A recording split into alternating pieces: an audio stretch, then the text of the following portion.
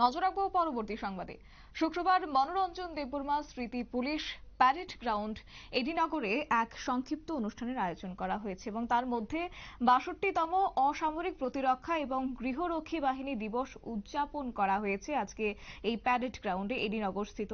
এবং ১৯৬২ সালে গঠিত হয়েছিল অসময় প্রতিরক্ষা এবং গৃহরক্ষী বাহিনী, যারা আইন শৃঙ্খলা রক্ষা এবং প্রাকৃতিক বিপর্যয় মোকাবেলায় নিরলস তারা প্রয়াস চালিয়ে যাচ্ছেন বা সেবা দিয়ে যাচ্ছেন।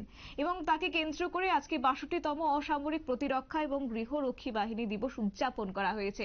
সেখানে বিশেষ অতিথি হিসেবে আজকে উপস্থিত ছিলেন শিল্প বাণিজ্য দপ্তরের মন্ত্রী শান্তনা চাকমা। তিনি কি বক্তব্য রাখলেন শুনুন। বিধিসম্মত শপথ করিতেছি যে কোনো ধরনের দুর্যোগে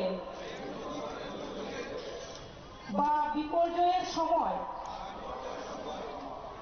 অনাবশ্যক জীবনহানি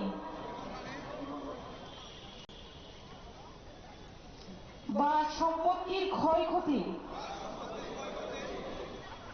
হ্রাস করার জন্য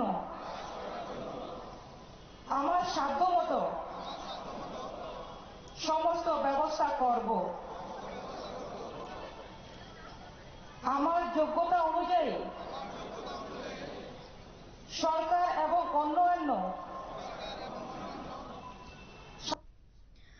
আপনারা শুনলেন মন্ত্রী শান্তনা চাকমার বক্তব্য। এবং আজকে এই ৬২তম অসামরিক প্রতিরক্ষা এবং গৃহরক্ষী বাহিনীর যে দিবস উদযাপন করা হয়েছে সেখানে কার্যত উপস্থিত ছিলেন প্রতিরক্ষা বাহিনীর শীর্ষ আধিকারিকরা। একই সঙ্গে আজকে বিশেষ অতিথি হিসেবে উপস্থিত ছিলেন মন্ত্রী শান্তনা চাকমা এবং আজকে তাদেরকে শপথ বাক্য পাঠ করিয়েছেন তিনি।